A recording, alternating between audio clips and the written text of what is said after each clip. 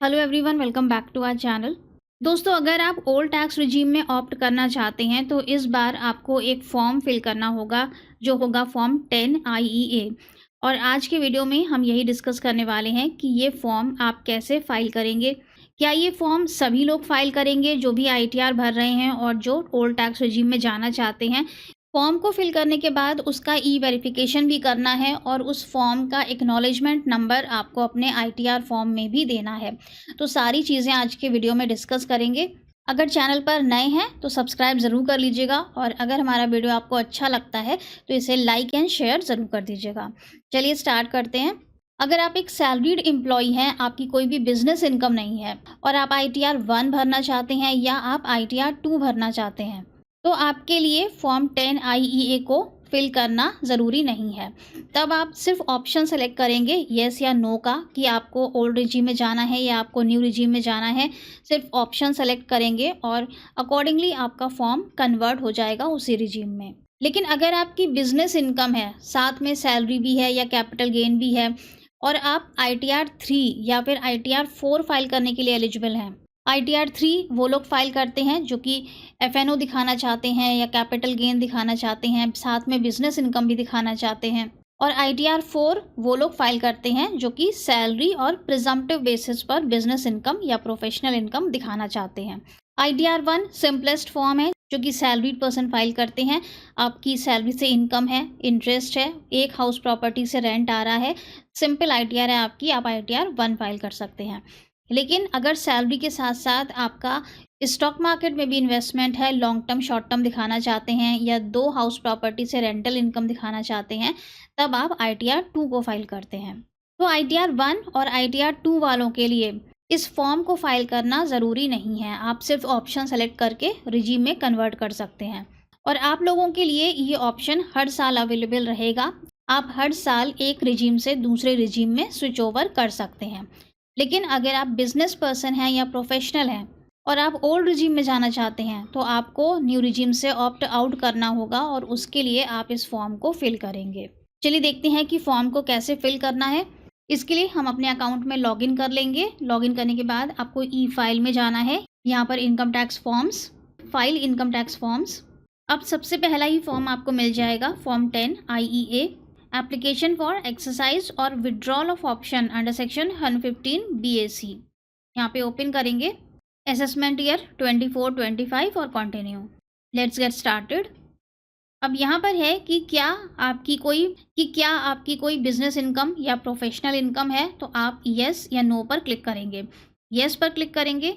अगर आप इंट्राडे या फ्यूचर एंड ऑप्शन दिखाना चाहते हैं तो वो भी एक तरह से आपकी बिजनेस इनकम ही मानी जाती है। इंट्राडे आपका स्पेक्यूलेटिव बिजनेस इनकम है और फ्यूचर एंड ऑप्शन में इन्वेस्टमेंट किया है तो वो आपकी नॉन स्पेक्यूलेटिव बिजनेस इनकम है। उस केस में भी आपको ITR 3 फाइल करनी होगी और तब आप ओल्ड टैक्स रिजीम में जाने के लिए इस फॉर्म को फिल करेंगे। तो येस पर सेलेक्ट करने के बाद नीचे हमसे पूछेगा due date applicable for filing the return of income. हमारे केस में 31 जुलाई है क्योंकि ये नॉन ऑडिट केस है। जिसमें भी ऑडिट नहीं होगी उसके लिए लास्ट डेट होगी 31 जुलाई और जिन लोगों के ऊपर भी ऑडिट एप्लीकेबल है उनके लिए ड्यू डेट है 31 अक्टूबर। कंटिन्यू कर देंगे नीचे। अब यहाँ पर 3 टैब्स हमें कंफर्म करने हैं। पहला है बेसिक इन्फॉर्मेशन। बेसिक इन्फॉर्मेशन में हमसे पूछेगा कि क्या हम ऑप्ट आउट करना चाहते हैं न्यू रिजीम से या फिर हम न्यू रिजीम में री एंटर करना चाहते हैं। पहली बार आप ऑप्ट आउट कर रहे हैं इसलिए आप नेचुरली ऑप्टिंग आउट पर क्लिक करेंगे और जब आपको नेक्स्ट टाइम ये फॉर्म फिल करना होगा और आप न्यू रिजीम में जाना चाहेंगे तब आप री एंटरिंग पर क्लिक करेंगे। मतलब आप फिर से री एंटर कर रहे हैं न्यू रिजीम के अंदर। तो अभी हमें ऑप्ट आउट करना है न्यू रिजीम से, ओल्ड रिजीम में जाना है, इसलिए हम यहाँ पर क्लिक करेंगे और सेव कर देंगे। इसके बाद आती हैं एडिशनल इन्फॉर्मेशंस। तो यहाँ पर हमें कुछ भी फिल नहीं करना है, बस इसे ओपन करेंगे और कंफर्म कर देंगे। इसके बाद लास्ट स्टेप आता है डिक्लेरेशन एंड वेरिफिकेशन। पहले सेंटेंस में लिखा हुआ है कि हाँ मेरी बिजनेस या प्रोफेशन से इनकम है और मैं ये फॉर्म फिल कर रहा हूँ, तो इस बॉक्स पे हम टिक लगा देंगे।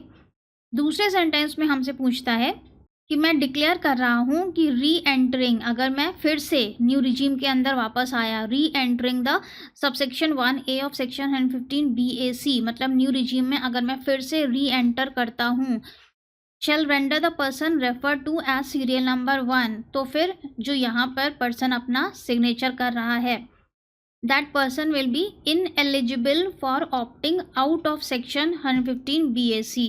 बहुत इंपॉर्टेंट पॉइंट है, यहाँ पे कहा गया है कि अगर मैं इस स्कीम के अंदर री एंटर करता हूँ, अगर मैं अगले साल फिर से न्यू टैक्स रिजीम में वापस जाता हूँ, मैं कभी भी न्यू रिजीम से ऑप्ट आउट नहीं कर पाऊँगा, मैं कभी भी ओल्ड रिजीम नहीं ले पाऊँगा, फिर मुझे हमेशा न्यू रिजीम में ही अपनी ITR को फाइल करना होगा। इस बॉक्स में हमें टिक लगाने के लिए कहा गया है। इसलिए आपको बहुत सोच समझकर वापस आना होगा न्यू टैक्स रिजीम के अंदर। आप न्यू रिजीम में स्विच ओवर करना चाहेंगे तो आपको सिर्फ एक बार ही मौका मिलेगा कि आप री एंटर कर लें। एक बार आपने री एंटर कर लिया न्यू रिजीम के अंदर, फिर आपको हमेशा न्यू रिजीम में ही फाइलिंग करनी होगी। तो ये यहाँ पर एक रेस्ट्रिक्शन है जिन लोगों की भी बिजनेस या प्रोफेशन से इनकम है। यहाँ पे टिक लगाकर आप फॉर्म को सेव करेंगे और इसे ई-वेरीफाई भी करना है, जो कि आप आधार OTP से कर सकते हैं। ई-वेरिफिकेशन होने के बाद जिस तरह से ITR फॉर्म में हमें एक्नॉलेजमेंट नंबर मिलता है, उसी तरह से ये एक्नॉलेजमेंट नंबर भी मिलेगा आपको। और ये आपको कहाँ मिलेगा, उसके लिए आप ई-फाइल में जाएंगे, यहाँ पर इनकम टैक्स फॉर्म्स, फिर व्यू फाइल्ड फॉर्म्स, जितने भी फॉर्म्स आप फिल करते हैं वो आपको यहाँ पर दिखते हैं और इसी में आपको मिल जाएगा एक्नॉलेजमेंट नंबर। एक्नॉलेजमेंट नंबर को आप कॉपी कर लेंगे, डेट देख लेंगे कि कौन सी डेट में आपने फाइलिंग की थी इस फॉर्म की। इसके बाद आपको इस एक्नॉलेजमेंट नंबर को कहाँ पर देना है, तो चलिए ITR फॉर्म पर चलते हैं। डैशबोर्ड पर जाएंगे, ई-फाइल में जाएंगे, यहाँ पर income tax returns, file income tax returns. ये हम ITR 3 की शेड्यूल समरी पर आ गए हैं। यहाँ पर हम जनरल में जाएंगे, फाइलिंग सेक्शन, सबसे पहले सेलेक्ट करना है ड्यू डेट को 31 जुलाई।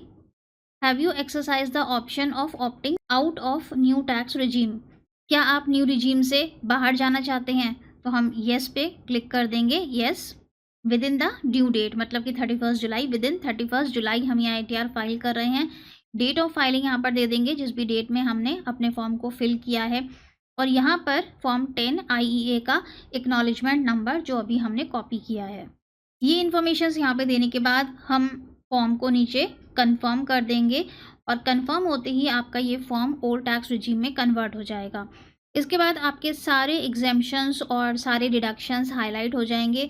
आप जो भी चीज़ें क्लेम करना चाहते हैं वो आप, कोई भी आपके 80C या 80D के डिडक्शंस हैं, होम लोन का डिडक्शन है। So thank you so much for watching this video. I hope कि आज का वीडियो आपके लिए काफ़ी यूज़फुल रहा होगा। मिलेंगे नेक्स्ट वीडियो में। Till then stay safe and healthy. Bye bye.